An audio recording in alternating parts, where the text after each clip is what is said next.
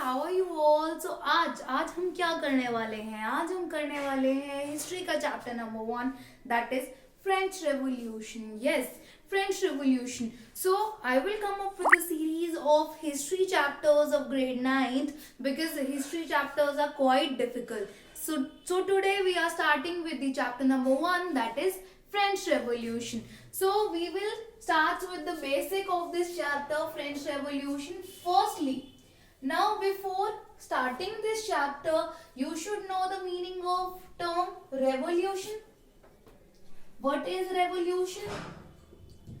तभी तो आपको पता चलेगा कि फ्रांस में क्यों रेवोल्यूशन आया, क्या क्या रीजंस थे। उसके बाद मीनिंग करने के बाद हम रीजंस पढ़ने वाले हैं। रीजंस में हम क्या पढ़ेंगे कि फ्रांस सोसाइटी का पॉलिटिकल स्ट्रक्चर कैसा था, इकोनॉमिकल स्ट्रक्चर कैसा था, वहां पे पैसे की कंडीशन कैसी थी, सारी चीजें, पॉपुलेशन का डिवीजन, वो सारी चीजें कैसी थी। इन सारी चीजों की वजह से क्या हुआ, कैसी एक ऐसी सिचुएशन क्रिएट हुई जहां पे लोगों को रिवोल्ट करना पड़ा। ठीक है, गवर्नमेंट के अगेंस्ट उन्होंने रिवोल्ट किया।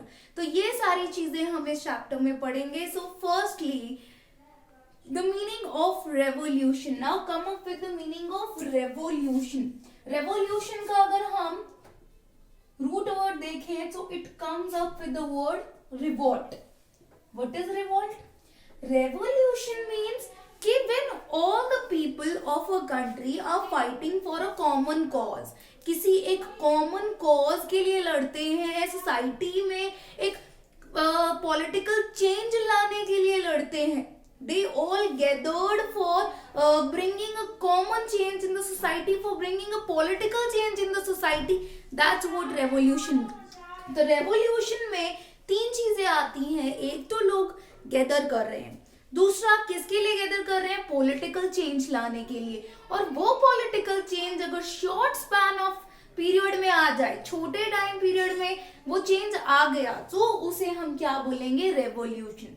तो फ्रांस में भी ये रेवोल्यूशन आया, लोगों ने फाइटिंग की for bringing the change in the society. Now what are the causes behind it, वो हम पढ़ने वाले। ठीक है, सो रेवोल्यूशन का meaning clear. Now come up with the political structure of France society. Political structure of France society और French society, कैसा political structure था? गवर्नमेंट कैसी थी? क्या वहां पे डेमोक्रेसी थी जैसे अब आपकी कंट्री में है? No, monarchy was there, a king was ruling there. That king name was Louis 16. Louis 16 was ruling at that time. Monarchy was there. और सोसाइटी का डिवीजन कैसे था उस टाइम पे? फ्रांस में सोसाइटी का डिवीजन था 3 कैटेगरीज में। There were 3 estates in the society. तो पॉलिटिकल स्ट्रक्चर कैसा हो गया? एक तो गवर्नमेंट हो गई, मोनार्की, मोनार्क रूल कर रहा है, किंग रूल कर रहा है। किंग रूल करेगा तो किंग क्या करता है? क्या वहां पे आपको डेमोक्रेसी की तरह खुद की बात रखने का राइट होता है? No, you don't have any right. ठीक है, वहां पे किंग जो मर्जी चाहेगा वो करेगा, राइट? अपने फायदे के लिए जो वो चीजें चाहता है वो करेगा। पहली चीज हो गई। दूसरी चीज, सोसाइटी का डिवीजन था 3 एस्टेट्स में। Society was divided into 3 estates. कौन कौन सी 3 एस्टेट्स थी? Clergy, nobility, and the third one is clergy, nobility, and the third estate is small businessmen, or you can say the common people. ठीक है, clergy, nobility and small businessman. अब clergy में वो लोग आते हैं जो लोग चर्च से रिलेटेड हैं, चर्च के फादर हो गए। ठीक है, तो जो लोग चर्च से रिलेटेड है, चर्च में काम करते हैं, वो लोग क्लर्जी लोग हो गए। नोबिलिटी, नोबिलिटी दैट इसमें आपके किंग से रिलेटेड जो लोग आ जाएंगे, मिनिस्टर्स, वो सारे नोबिलिटी एस्टेट को कॉन्स्टिट्यूट करेंगे। थर्ड एस्टेट स्मॉल बिजनेसमैन, जो यहाँ पे इसमें आप पीजेंट्स भी आ जाएंगे इसमें। ठीक है, जो जिनके पास खुद की लैंड है या लैंडलेस लेबरर्स हैं जिनके पास खुद की लैंड नहीं है या कोई छोटा मोटा बिजनेस कर रहे हैं, यानी इसमें आ गए कॉमन पीपल। तो फर्स्ट एंड सेकंड एस्टेट में तो आपके कौन से लोग आ गए, जो कि हायर क्लास को बिलोंग करते हैं, जो प्रिविलेज्ड क्लास है, clergy and nobility. First and second estate, first estate clergy, second nobility, third small businessman. अब सोसाइटी का डिवीजन इस तरीके से है, हायरार्किकल सिस्टम है, एक ऑर्डर में चल रही है आपकी सोसाइटी। जैसे कि इंडियन सोसाइटी में किस तरीके से डिवीजन था, ब्राह्मण, क्षत्रिय, ठीक है, वैश्यास, शूद्रास, इस तरीके से आपका डिवीजन है। वैसे ही फ्रांस सोसाइटी में डिवीजन था, clergy, nobility, small businessman. Clergy and nobility they were the privileged class. Privileged class means उन्हें बाय बर्थ कुछ प्रिविलेजेस मिले हुए हैं, और उन प्रिविलेजेस में से सबसे पहला प्रिविलेज क्या आता है, इन लोगों को टैक्स नहीं पे करना। टैक्स कौन पे करेगा, जो कॉमन पीपल है, स्मॉल बिजनेसमैन है, स्मॉल पीजेंट्स है, या फिर जो आपके ऐसे लोग जो कि दूसरे की लैंड पे काम कर रहे हैं, खुद की लैंड नहीं है, लैंडलेस लेबरर्स है, ये सभी लोग टैक्स पे करेंगे।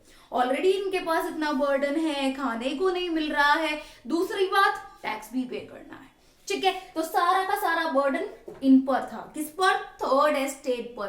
सो सोसाइटी का इस तरीके से डिवीजन। पहली चीज हम क्या देख रहे हैं, पॉलिटिकल स्ट्रक्चर देख रहे हैं फ्रांस की पॉलिटिकल सोसाइटी कैसी थी, monarch was ruling.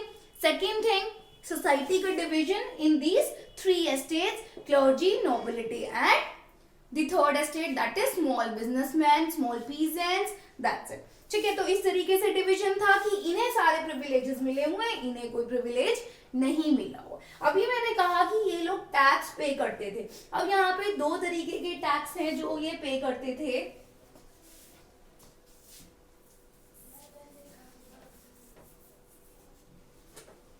that is tithe and tail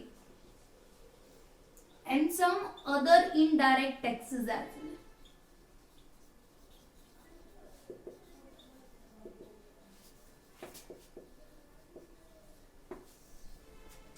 tit and tell.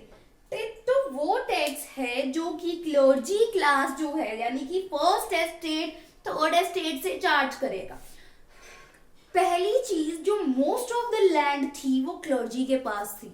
60% of the land किसके पास थी, क्लर्जी पीपल के पास थी। अब क्लर्जी पीपल के पास इतनी सारी लैंड है, नीचे जो थर्ड एस्टेट वाले लोग हैं वो लैंडलेस लेबरर्स हैं, तो क्लर्जी क्या करवाते थे, थर्ड एस्टेट वाले लोगों से अपनी लैंड पे काम करवाते थे, ठीक है। अपनी लैंड पे काम करवा रहे हैं तो उनसे टैक्स चार्ज करते थे, किस फॉर्म में, जिस टैक्स को टिथ बोला जाता है, किस फॉर्म में टैक्स चार्ज करते थे कि जितना भी वो एग्रीकल्चर प्रोड्यूस करेंगे उसका 10% जो है वो टैक्स की फॉर्म में क्लर्जी क्लास को पे करेंगे, ठीक है। तो ये it's a type of indirect tax जो कोई स्टेट नहीं चार्ज कर रही है, किंग नहीं चार्ज कर रहा, इनडायरेक्टली क्या हो रहा है, clergy people 10% of their produce they were taking from them. तो जितना भी उन्होंने अपना या खुद की लैंड पर प्रोड्यूस किया, उनकी लैंड पर प्रोड्यूस किया, उसका 10% जो है वो उनसे ले लेंगे। सो टिथ हो गया।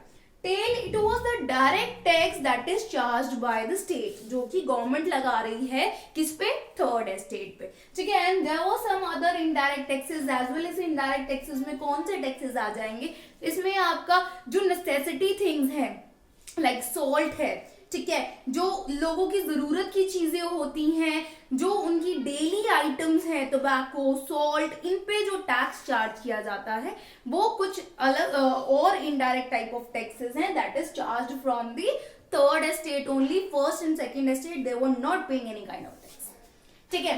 तो अब अगर एक क्लास इतना ज्यादा सफर कर रही है, दो क्लास को बाय बर्थ प्रिविलेजेस मिले हुए हैं, कुछ राइट्स मिले और कुछ अधिकार मिले हुए हैं, तो इस सारी सिचुएशन से प्रॉब्लम तो क्रिएट होगा, ठीक है। तो ये हमने एक स्ट्रक्चर देख लिया, ठीक है। ये तो हमने यहाँ का क्या देख लिया, पॉलिटिकल डिवीजन कह सकते हो आप, पॉलिटिकल स्ट्रक्चर कह सकते हो, आपने देख लिया। अब सोसाइटी की फाइनेंशियल हालत कैसी थी, इकोनॉमिकल स्ट्रक्चर कैसा था, उसका इकोनॉमिकल बेस कैसा था। तो अगर हम बात करें कि लुइस 16 जब रूल कर रहा था उस टाइम पे क्या हुआ, उसकी ट्रेजरी एम्प्टी हो गई। किंग के पास एक खजाना होता है जिसे आप ट्रेजरी कहते हो, तो वो ट्रेजरी खाली हो गई। अभी हम क्या पढ़ रहे हैं, फाइनेंशियल स्ट्रक्चर पढ़ रहे हैं, उसकी पैसे के मामले में फ्रांस की कैसी हालत थी। तो सबसे पहले treasury got empty, treasury got empty, treasury जो थी वो खाली हो गई। अब उसके पीछे क्या क्या रीजंस रहे होंगे, ट्रेजरी क्यों एम्प्टी हुई, ये ट्रेजरी, ये जो गवर्नमेंट का खजाना था वो क्यों खाली हो गया। तो इसके पीछे भी कुछ रीजंस रहे। क्या रीजंस थे इसके पीछे, पहला रीजन तो ये था कि जब लुइस 16 ने रूल करना स्टार्ट किया उस टाइम पे वॉर में इंडल्ज थे। कौन वॉर में इंडल्ज था, फ्रांस जो था वो कुछ कंट्रीज के साथ वॉर में इंडल्ज था। तो पहला रीजन हो गया वॉर, वॉर के टाइम पे यू नो कितना ज्यादा पैसा लगता है, तो वॉर में पैसा चला गया। दूसरा, वर्सलीज में एक पैलेस था, किंग का एक पैलेस था वर्सलीज में, तो उस पैलेस की मेंटेनेंस में बहुत ज्यादा पैसे लगते थे। अब किंग के इतने बड़े बड़े महल होते हैं, उनको मेंटेन रखने में कितना ज्यादा पैसा लगेगा, तो वर्सलीज में जो पैलेस था उसकी मेंटेनेंस में पैसा लगता था। वॉर में इंडल्ज थे, उसमें पैसा लगा। दूसरी चीज कि फ्रांस ने 13 अमेरिकन कॉलोनीज की हेल्प की ब्रिटेन से उन्हें फ्री कराने में। 13 colonies of America was freed from Britain rule, Britain के रूल से फ्री कराने में किसकी हेल्प की, 13 अमेरिकन कॉलोनीज की हेल्प की, ताकि वो अपनी पावर को एस्टैब्लिश कर सके, अपनी कंट्री को एक अच्छा कंट्री दिखा सके, एक पावरफुल एम्पायर दिखा सके। तभी वो ये सारी चीजें कर रहा था, तभी वॉर में इंडल्ज थे, तभी पैलेस को इतना मेंटेन करके रखते थे, तभी उन्होंने क्या किया, यूएस की 13 कॉलोनीज की हेल्प की। तो ये सारी चीजें उन्होंने की। अब इन सारी चीजों में पैसा तो बहुत जाएगा। अब एक ना एक टाइम पे किंग की जो ट्रेजरी है वो खाली तो होगी, एम्प्टी तो होगी। तो उसके लिए क्या किया कि फ्रांस ने, जो किंग ने क्या किया, लोन लिया। अब वो लोन 10% इंटरेस्ट रेट पे मिल रहा था। वो लोन किस पे मिल रहा था इन्हें, 10% इंटरेस्ट रेट पे मिला। That was a big amount. तो अब उन्होंने जो बोरोइंग्स की उस पे उन्हें 10% इंटरेस्ट रेट भी पे करना पड़ा। तो यहाँ पर भी पैसे जा रहे हैं, ठीक है। तो ये सारी चीजें, इन सारे रीजंस की वजह से किंग की जो ट्रेजरी थी वो एम्प्टी हो गई। ये तो मेन रीजंस हो गए। उसके अलावा भी एक एम्पायर को चलाने के लिए, कंट्री को चलाने के लिए और भी बहुत सारे एक्सपेंडिचर्स होते हैं, जो आपके पब्लिक रोड्स हैं या फिर और सारी चीजें हैं, पब्लिक पार्क्स हैं, उनके मेंटेनेंस में और चीजें होती हैं, पब्लिक ऑफिसेज, उनके एम्प्लॉयज को सैलरी देना, उन सारी चीजों में भी बहुत ज्यादा पैसे लगते हैं। तो इसको आप मेंशन कर सकते हो अदर एक्सपेंडिचर्स में। This question can come in your paper under 5 marks. You have to mention the 5 points कि why treasury of France got empty.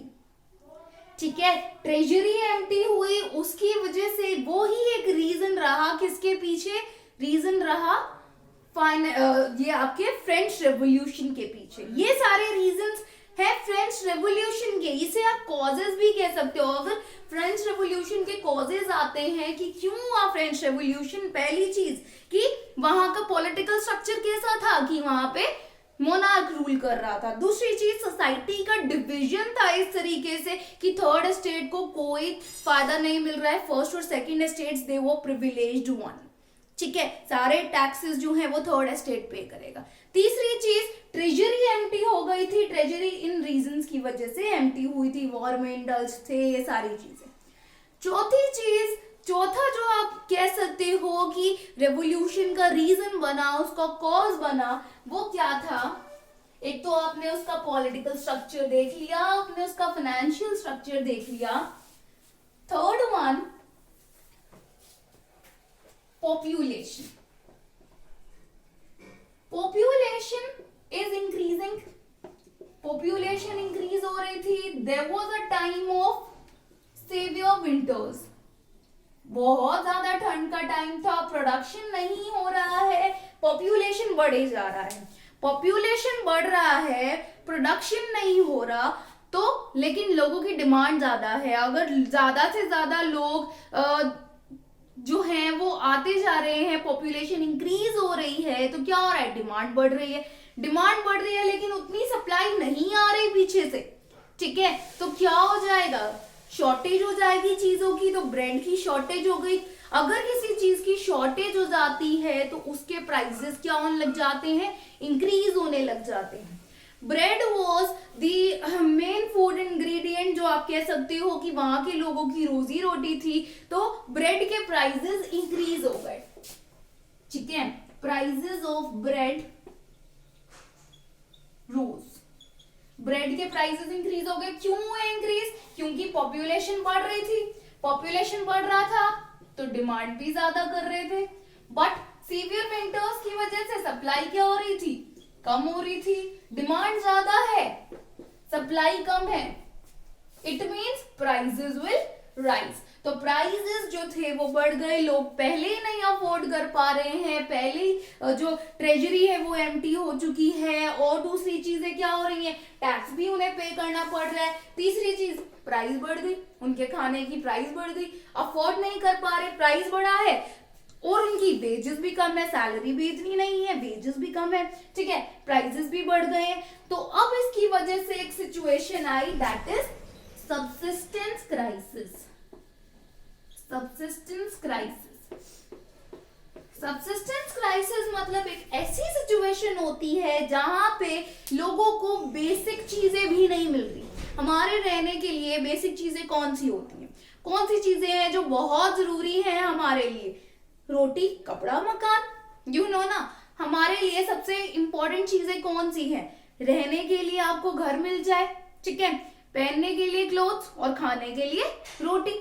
तो वो जब बेसिक चीजें नहीं मिल पा रही हो, when the people are not getting even the basic amenities of their life, food, shelter, water, so this is the situation of subsistence crisis. जब prices बढ़ जाएंगे, सैलरीज है नहीं, गवर्नमेंट भी पीछे से जो है, गवर्नमेंट के पास भी पैसा नहीं है, टैक्स भी उन्हें पे करने पड़ रहे हैं, थर्ड एस्टेट को, ऑलरेडी वो पुअर हैं, प्राइसेस बढ़ गए हैं, क्या होगा, खाने के लिए नहीं मिलेगा, बेसिक चीजें जो रहने के लिए उन्हें चाहिए वो नहीं मिलेगी, तो क्या सिचुएशन आ गई, सबसिस्टेंस क्राइसिस की सिचुएशन आ गई।